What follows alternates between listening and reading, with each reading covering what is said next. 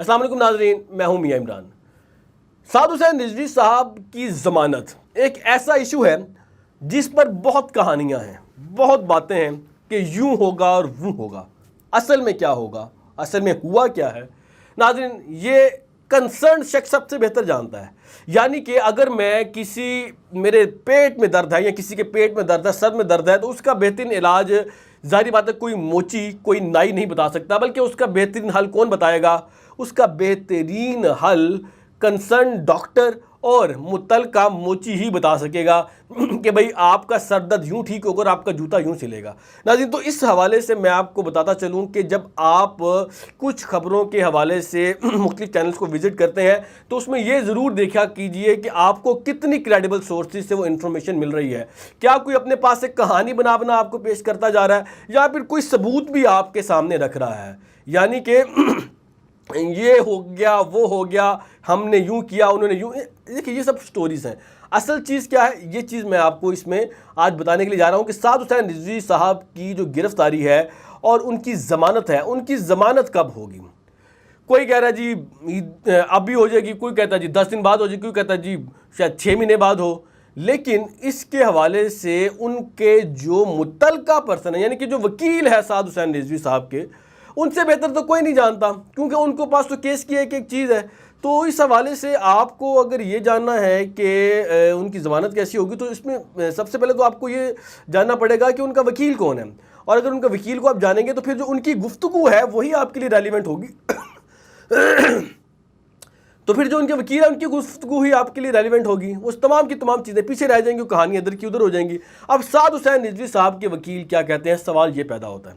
इस हवाले से नाजरीन, मैंने साद हुसैन रिजवी साहब की जो वकील हैं एहसान साहब, उनके साथ मैंने गुफ्तगू की है और मैंने उनसे पूछा है कि भाई ये अपडेट कर दीजिए एक, ताकि हम रिपोर्ट कर सकें, ताकि इन्फॉर्मेशन जो है वो जनरल पब्लिक तक पहुंच सके कि इसमें जो गिरफ्तारी है वो तो हो चुकी है, लेकिन ज़मानत के हवाले से काफ़ी कैसा रही हैं। तो आप चूँकि डायरेक्टली डील कर रहे हैं तो ज़रा बताइएगा कि उनकी गिरफ्तारी हो चुकी है लेकिन ज़मानत कब होगी। तो उस हवाले से उन्होंने क्या कहा, ये उनका इंटरव्यू मेरे साथ है, ये आप उनकी सुनिए इसको और फिर इस पर बात करते हैं। अच्छा, दूसरा मुझे इस साथ ये भी बताइएगा कि इस वक्त तहरीक लब्बैक की जो बहाली है उसके साथ साथ एक सबसे बड़ा मसला और सबसे बड़ा सवाल जो नाज़रीन ये जानना चाहते हैं कि आप के जो चीफ है यानी कि साद हुसैन रिजवी साहब, उनकी जमानत की क्या सूरत हाल है, क्योंकि अभी तक उनकी जमानत अप्लाई करने के हवाले से कुछ भी मालूमात सामने नहीं आ रही हैं। तहरीक लब्बैक की बाहैसियत जमात तो बहाली के लिए इकदाम हो रहे हैं, तो साद हुसैन रिजवी की क्या पोजीशन है, उनका क्या स्टेटस है? फर्स्ट ऑफ ऑल तो आप ये समझिए कि जमानत की जरूरत नहीं है उनकी, वो अरेस्ट नहीं है, वो डिटेन्ड है। ये पहले तो क्लैरिटी आप ये कर लीजिए। किसी भी मुकदमे में उनको गिरफ्तार नहीं किया गया। वो 3 MPO के तहत, Punjab maintenance of public order की सेक्शन 3 के तहत नजरबंद है 12 तारीख से, और 11 मई को उसकी उनकी नजरबंदी ऑटोमेटिकली खत्म हो जाएगी।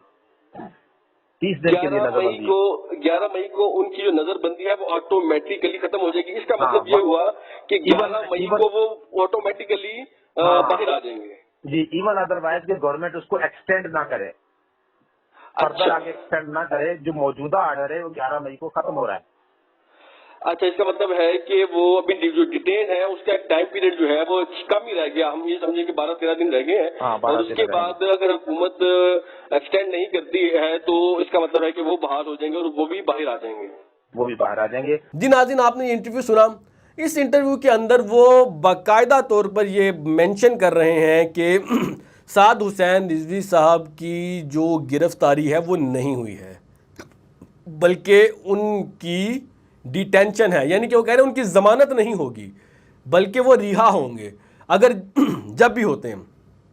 साथ साथ उन्होंने ये भी कहा है कि उनको क्योंकि डिटेन किया गया है, यानी कि उनको पकड़ के एक जगह रखा गया है और उन पर कोई केस, यानी कि गिरफ्तार होने से पहले कोई केस नहीं था। ये उनके वकील बता रहे हैं। मैं आपको ज़रा आसान अल्फाज में ज़रा समझा रहा हूँ कि गिरफ्तार होने से पहले उन पर कोई केस नहीं था, यानी कि कोई FIR नहीं थी। अब जो भी FIR अगर उन पे होती हैं तो गिरफ्तार होने के बाद ही होंगी।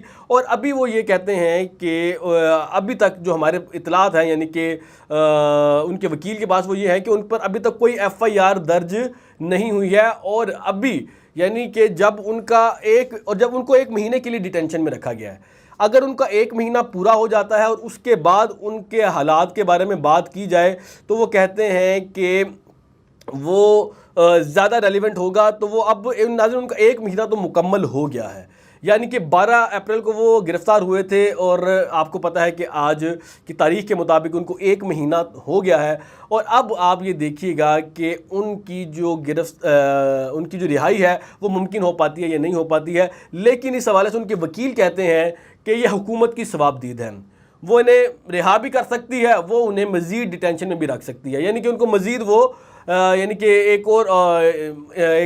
यानी कि नोटिस इशू कर दिया जाएगा और उसकी एक्सटेंशन कर दी जाएगी कि हम इनको मज़ीद 1 महीने के लिए, 2 महीने के लिए, या मतलब 10 दिन के लिए, कितने भी देर के लिए हम इनको मज़ीद इसमें डिटेंशन में रखना चाहते हैं और उनको वो मज़ीद फिर उस नज़रबंद रखेंगे। और बहुत से ऐसे लोग जो कि आपके इर्द गिर्द हैं वो आपको मुख्तलिफ स्टोरी सुनाते होंगे इस हवाले से कि भाई यूँ हो गया वो हो गया, लेकिन ये कुछ नहीं है। This is the actual news जो कि आपको साद हुसैन रिजवी साहब के वकील ने दी है। और जब मैंने उनसे ये पूछा कि भाई बात यह है कि अभी तो मुकदमा दर्ज नहीं हुआ, तो ज़ाहिर बात है मुकदमा तो उन पर यानी कि उनको किसी मुकदमे में गिरफ़्तार नहीं किया गया। ये ज़रा 2 चीज़ें टेक्निकल हैं, इसको ज़रा समझ लीजिए, क्योंकि मैं भी वकील हूँ और लॉ को बड़ा अच्छा समझता हूँ, कॉलम निगार भी हूँ, एंकर भी हूँ। ज़ाहिर बात है हमारा शोबा ही इस तरह से है शुरू से, तो ये सारी चीज़ें ज़रा कानूनी तौर पर मुझे भी समझ में है कि जब आप, तो मैं भी इस बात को समझता हूँ कि जब किसी को गिरफ़्तार किया जाता है तो उसको किसी केस में गिरफ़्तार किया जाता है। मसलन किसी पर 302 का पर्चा हुआ है, उसको उसमें गिरफ़्तार कर लेंगे, 780 का हुआ उस पर भी उसको गिरफ़्तार कर लेंगे, या फिर उस पर कोई और 75A लगी हुई है, जो भी लगी हुई है, जिस दफ़ात लगी हुई हैं, 324 है, 318 जो भी लगी हुई है, उसमें उसको गिरफ़्तार करेंगे और उसके बाद उसकी ज़मानत होगी। एक ये सूरत हाल होती है कि आपको पकड़ के रख लिया गया, अंदर नज़रबंद कर लिया गया, आप पर कोई मुकदमा, किसी केस में आपको गिरफ़्तार नहीं किया गया, आपकी गिरफ्तारी किसी केस में नहीं है। तो नाज़रीन ये 2 चीज़ें हैं, इनको ज़रा टेक्निकल चीज़ें हैं, इनको ज़रा समझें ताकि आप एक सही ओपिनियन बना सकें, आपको सही बात पता चल सके। आप इधर तो लोगों के बहकावे में ना आ जाएं कि भाई आपको कोई और स्टोरी सुना रहा है, कोई और स्टोरी सुना रहा है। तो इसमें ये 2 चीज़ें हैं। अब इन दोनों चीज़ों में क्या उसमें एक्सरसाइज करना है, ये कानूनी खेल है सारे का सारा। अब इसको कानून के मुताबिक ही लेके चलना है। और जहाँ तक मेरी इन्फॉर्मेशन है और जहाँ तक उनके वकील ने भी बताया है कि वो इस वक्त कानूनी खेल ही खेल रहे हैं और कानून के मुताबिक ही चलना चाहते हैं और किसी तरह की इधर उधर की वो शायद मामलात में पड़ना नहीं चाहते। तो मेरे ख्याल से यही मुल्क पाकिस्तान का इस्तेहकाम भी इसी के अंदर है कि हर मामले को कानून की नज़र से देखा जाए, कानून के मुताबिक लेकर चला जाए और साथ साथ जो मामलात इसके अलावा आएँ उनको भी। और मैं समझता हूँ इसमें शायद मैं इसमें मेरी गलती भी हो सकती है, लेकिन शायद बहुत से लोग इत्तेफाक ना करें, लेकिन मैं समझता हूँ कि इसमें शायद बहुत ज़्यादा एहतियात से काम लिया जा रहा है कि हमें नहीं देखने में आया है कि जब से ये मामला हुआ है, उनकी गिरफ़्तारी हुई है, उसके बाद जब मुज़ाकरात हुए हैं, उस मुज़ाकरात के बाद कोई चीज़ हमारे सामने तो ऐसी नहीं आई है जिसमें कुछ मामला ऐसे हों जैसे कि कानून से बाहर कोई खेल खेलने की कोशिश की जा रही हो। तो मेरे मुताबिक तो ये सारी की सारी चीज़ें जो हैं ये बहुत ही ज़्यादा कि ना इस वक्त रेलिवेंट है और इररेलिवेंट इसमें से कुछ भी नहीं है।